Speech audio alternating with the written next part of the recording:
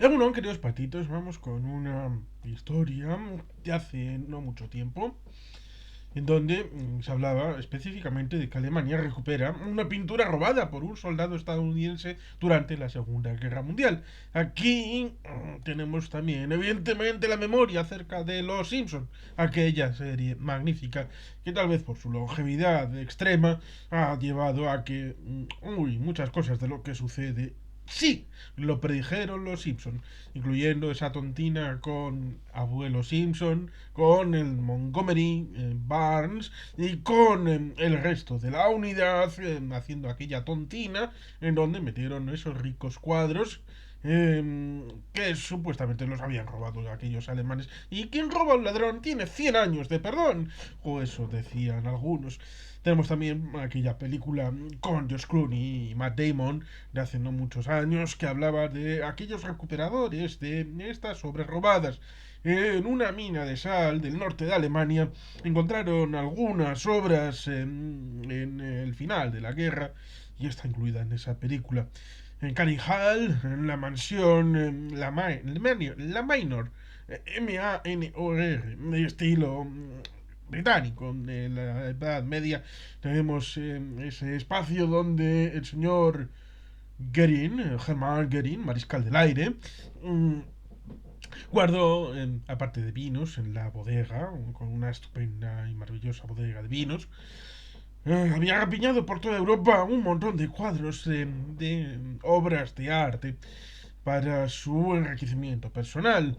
lo cual ciertamente hace que normalmente se suela decir que los regímenes totalitarios son los más corruptos de la historia y de la humanidad. ¿Por qué? Pues porque no hay controles democráticos que puedan poner límites y cotos a la rapiña de los hombres y a la concupiscencia golosa de tener y acumular,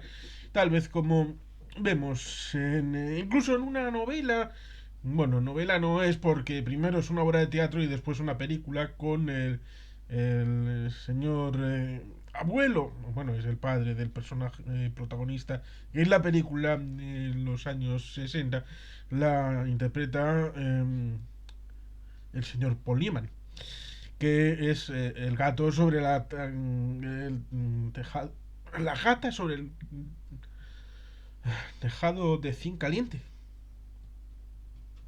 Creo que me faltan palabras por ahí.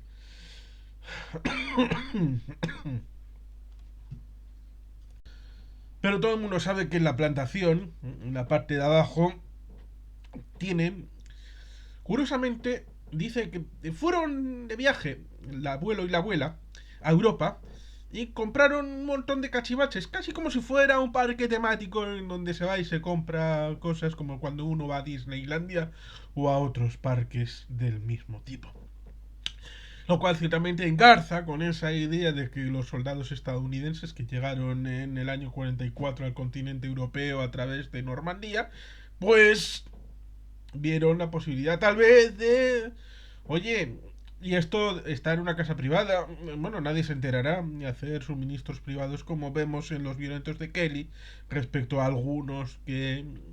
bueno, al final Kelly piensa, si estoy viendo aquí lo que están haciendo, ¿por qué no yo voy a meterme en este rollo y a llevarme mi trocito de gloria? Porque al fin y al cabo, aquí hay mucho soldado y cuando vuelva a casa va a volver a ser lo mismo que era antes. El reverso es lo que vemos en la película Salvar al Soldado Ryan con el personaje de Tom Hanks y los que le rodean en la unidad que va a salvar precisamente a ese único soldado que era el tercero de una familia, ahora diríamos que numerosa, pero ciertamente el claro y el oscuro, el sargento Kelly y el personaje, el teniente de Tom Hanks, pues estarían incardinados en esa situación bélica de la Segunda Guerra Mundial, en donde, pues evidentemente, como decía antes, quien roba a un ladrón tiene 100 años de perdón, aunque el perdón a veces está sobrevalorado porque tenemos esa circunstancia en Montecassino donde las obras religiosas de arte que estaban metidas en este monasterio italiano fueron afortunadamente sacadas por los alemanes antes del bombardeo, a pesar de que lo lógico hubiera sido no haberlo bombardeado, pero lo hicieron Y afortunadamente, por un azar del destino o por alguien pensará que es por una visión, justamente dio la orden el comandante alemán de sacar todo aquello a una posición cercana, y no se pudo salvar evidentemente el edificio. Es más, se tiende a decir que cuando un edificio es destruido es mejor posición para defenderse entre los cascotes como trinchera naturalizada como tal. Y por tanto, casi al bombardearlo, les hicieron un favor a los alemanes. Lo cual ciertamente no deja de ser curioso y paradójico. Pero el asunto tiene esta derivada porque evidentemente la noticia, que suele ser repetida, porque esto es como cuando hay una bomba que hay que desactivar en un aeropuerto, en una casa, en un lago. En Europa pasa de esto bastante, que una de estas bombas caídas en los bombardeos en el año 44, 45, por parte de los británicos y los estadounidenses, que se alternaban noche y día para bombardear de continuo, los ciclos de continuidad de bombardeo, pues ciertamente hay bombas que se quedaron ahí y que a veces se encuentran y por tanto hay que evacuar. Una cosa que lleva a algunos, como a mi querido amigo Jesús Hernández, a decir que la Segunda Guerra Mundial en algún aspecto se puede decir que no ha terminado todavía porque sus efectos siguen vivos. Pues tenemos ciertamente esa noticia donde Alemania recupera una pintura robada por un soldado estadounidense durante la Segunda Guerra Mundial. El Museo de Arte Alte Pinakothek de Múnich, Alemania, recupera un cuadro robado en Alemania durante la Segunda Guerra Mundial que ha reaparecido en Estados Unidos. Lo que ciertamente me lleva a una reflexión ciertamente curiosa, porque en Alemania encontraron a un tipo que había hecho colección de armas de la época, inutilizadas, incluso alguno, bueno, pues hay algún tránsito entre Alemania y Estados Unidos, de incluso de algún que otro carro, lo cual establece ese límite. ¿Hasta qué punto es bueno o no permitir ilegalizar o legalizar el sostenimiento de colecciones privadas, como por ejemplo la que puede haber, y esto lo he visto en algunos canales, por ejemplo Sergi Truffaut lo comentaba en alguno de sus viajes a la zona de Normandía, aunque también lo podría haber dicho Sergio, el de historias bélicas que merecen ser contadas, que ha estado allí viviendo en la zona de Normandía, del día D. Pues ciertamente el hecho de que allí hay museos que son, digamos, públicos. En buena medida todos son públicos porque cuando puedes acceder a ellos son públicos, pero hay otros que son colecciones privadas y son museos privados, a pesar de que hay apertura al público en determinados ámbitos. Alguno creo que ha cerrado, y por lo tanto hay el límite de cuando uno colecciona privadamente y puede dar el salto a hacer un pequeño museo en su parcela, pues puede llegar una determinada normativa y decir que usted está violando no sé cuál ley del Reichstag, perdón, del Bundestag. El Reichstag, evidentemente, terminó con el Reich en 1945, a pesar de que técnicamente debería haber terminado en 1918 con la desaparición del Kaiser. Pero ya sabemos lo que supuso la época de Weimar, que tenemos un conversatorio muy bonito con Antonio Muñoz Lorente en este canal, aquí mismo, en este mismo entorno. Y por lo tanto, ciertamente, estos elementos son interesantes de la agrupación de colecciones y hasta qué límites, en el caso de armas, vestidos, elementos bélicos. Y evidentemente el otro lado está el tema de las obras de arte rapiñadas a privados, y que a veces tenemos esa circunstancia interesante como es el hecho de que hay hay un elemento que habitualmente se suele vincular a la odontología y a los dientes. Y hay oro que se saca de los dientes, porque hay gente que ha metido oro en su boca a través de odontología. Y eso significa que cuando luego se hace una serie de pruebas acerca del oro emanado de Suiza después de 1945, en buena medida hay un elemento incluido dentro de ese oro que tiene todo que ver con lo que uno podría encontrar en dientes y en elementos salidos de la boca. Por lo tanto, evidentemente, puede situarse con algunos caminos para algunos inverosímiles, un ciclo que va desde los campos de concentración y exterminio a través del establecimiento de estos lingotes de oro para acabar también, ¿por qué no?, en las monedas de curso ordinario de Suiza en los años de la posguerra. Por lo tanto, ciertamente, Suiza fue objeto no solamente de un lugar donde era imposible atacar por la campaña para construir búnkers subterráneos, la milicia armada con el servicio muy amplio y muy profundo, los elementos tácticos y estratégicos para replegarse a las zonas altas que existían, sino también la intencionalidad de utilizar a Suiza como estado tapón económico y de sostenimiento de esa retaguardia, tanto para espías, como pudo ser Turquía, Estambul también en ese periodo, y también para el guardar ciertas obras de arte rapiñadas, lo mismo que el tema del oro. Y dentro de esas obras de arte, algunas han aparecido y otras están por aparecer y están desaparecidas. Digamos que en combate no, pero en este caso se ha recuperado una. Aunque sea a cuenta gotas, por lo menos hay una que se ha recuperado, como es esta de que se trata del paisaje de carácter italiano del pintor austríaco Johann Franz Nepomuk Lauterer, de 1700 a 1733. Falleció jovencito, 33 años, la edad de Cristo, que ha sido ya entregado en una ceremonia en el Consulado General de Alemania, en Chicago, la ciudad del viento, según un anuncio de la Oficina Federal de Investigaciones, el FBI estadounidense. Hemos visto algún que otro capítulo, por ejemplo, de la serie esta del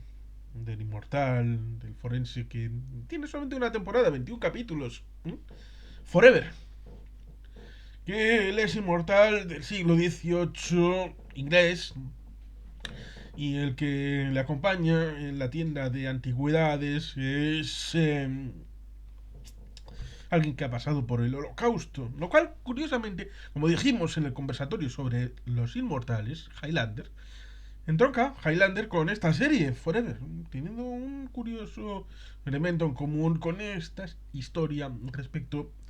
a la convivencia, historia, el tema de las antigüedades.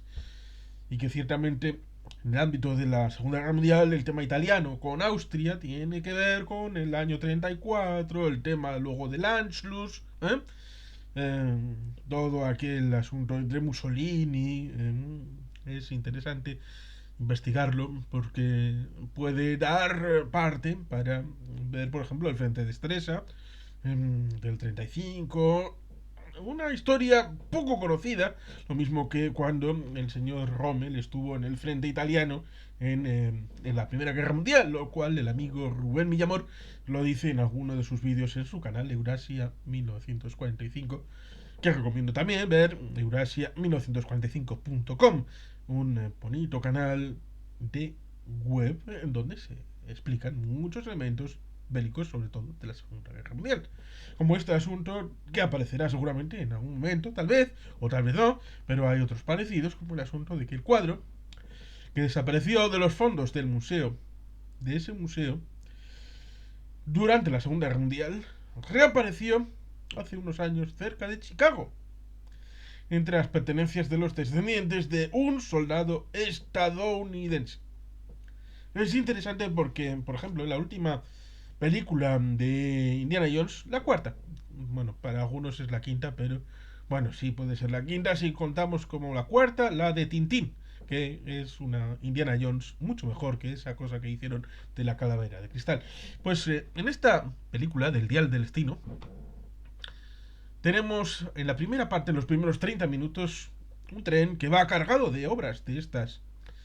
Y recuerda el hecho de la lanza de Longinos, que estuvo durante toda la guerra en un museo en Austria, precisamente en Viena. Este que estuvo precisamente el Cabo de Bohemia, estuvo ahí vinculado con el asunto del esotérico, del Anne Nerve, de la sociedad Thule. Ciertamente es un asunto polémico porque la parte de la gente que se queda en el asunto del viaje al Tíbet y todo esto pues se olvidan de otra parte del Anne Nerve referida a ámbitos mucho más escabrosos, experimentos médicos, lindando lo que hizo el señor el doctor Mengele, de infausta memoria. Pero ciertamente, eso es irnos por un ramal en donde las obras de arte se transmutan y a veces se destruyeron a la hora de tratar de justificar el tema de los arios en los diversos espacios, primero en el ámbito nórdico escandinavo, Suecia, luego intentando ir a la zona de Tiwanaku, en Bolivia, en la zona también del Tíbet, Oriente Medio. Luego servirá también para la insurrección en Irak, en Irán. El embajador alemán en 1939 de Irán les recomendará precisamente pasar del nombre de Persia a Irán por el tema de los arios. Con lo cual, ciertamente, hay cosas que aparentemente son unas expediciones artísticas o investigadoras y luego se convierten en otra cosa. Con lo cual, ciertamente, sería interesante explicar cuál fue el trayecto de este soldado que seguramente no desmerecerá algo parecido de lo que hizo la compañía Easy en Hermanos de Sangre, una serie de 10 capítulos que es maravillosa para entender ese tránsito, también el antes, pero ese tránsito entre el día D, el desembarco en Normandía, y lo que supuso el fin, el día 7 de mayo de 1945. Es por lo tanto una serie que sale precisamente de salvar al soldado Ryan. Y lo hicieron Tom Hanks y Steven Spielberg. Luego está de Pacific y más desarrollo de historia. Pero ciertamente hay el personaje principal. Podría ser, por ejemplo, este soldado. Pero este es un poco más granujilla que la honestidad personificada del personaje protagonista de héroes como el que aparece en Hermanos de Sangre. Se espera, ciertamente, que esta obra de arte pueda exponerse próximamente como parte de la pinacoteca del Museo Alte Pinakothek de la ciudad alemana de Múnich, junto con su homólogo, el cuadro de Lauter, Paisaje italiano. Parece que esto es un asunto de un duopolio, de dos cuadros que se entienden juntos y parece que es la separación temporal de esta situación y ahora el reencuentro para poder estar en el mismo espacio y tiempo esos dos cuadros, el paisaje de carácter italiano y el paisaje italiano después de tantos tiempos. Y por tanto, ciertamente por este lado también hay que agradecerlo, a pesar de que Múnich es el lugar del Push de Múnich de octubre-noviembre de 1923. Hicimos un especial con 3 elementos, con el amigo Oscar Maragaño, historiador, chileno, pero con raigambre en Bilbao. Él es bilbaíno por abuelo y bisabuelo, sí, pero también un bilbaíno nace donde quiere y él decidió nacer en Chile. Por tanto, ciertamente ahí tenemos un conversatorio bien rico con los 3 elementos interesantes como son el centenario de la marcha sobre Roma, el centenario del golpe de Primo de Rivera y el centenario del Push de Múnich en 1923, precisamente en las cervecerías de Baviera y que ahí tenemos un momento en la historia en donde Baviera fue el corazón del impulso del Tercer Reich, hasta el punto de que precisamente Nuremberg, en ese entorno, fue donde teníamos el espacio para los congresos y las marchas, como cogió Leni Riefenstahl en sus películas,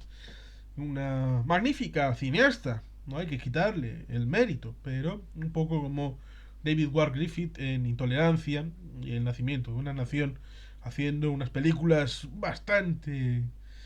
dudosas de moralidad, pero que en lo técnico pues ponían evidentemente un avance técnico brutal y maravilloso, pero el mensaje a veces es el masaje. Y el mensaje es el masaje, como decía McLuhan, Por lo tanto, ciertamente, estas cosas hay que tenerlas en cuenta a la hora de contarlo. Lo mismo que con esta trama, hay que tener en cuenta el pasado de esta obra, el itinerario de dónde llegó hasta ese punto donde llegó el soldado a cogerla, y después el itinerario posterior de qué pasó. Estuvo guardada en un sótano, estuvo ahí simplemente, y el soldado qué pensó cuando la cogió. ¿Sabían algo el resto de los familiares? En un momento dado simplemente fueron a buscar las gachas y dijeron, ahí va, coño, ¿y esto que está detrás de la manta qué es? Y se dieron cuenta como está reclamando la Nesca. ¿Esto qué es? Esto puede ser... Ah, mira, un cuadro. Vamos a llevarlo a ver qué demonios es, a alguien experto. Y el experto dijo, uy, esto me suena raro y vamos a investigarlo, y al final acaba llevándolo a entrega, como tenemos esta historia ciertamente, que Alemania acaba recuperando una pintura robada por un soldado estadounidense durante la Segunda Guerra Mundial. Casos como este hay muchos y por tanto hay que estar siempre presente, porque esto significa que parte de la Segunda Guerra Mundial sigue todavía entre nosotros. Y sin más, queridos patitos, es que ricasco, agur berobat. Betty Gelpian.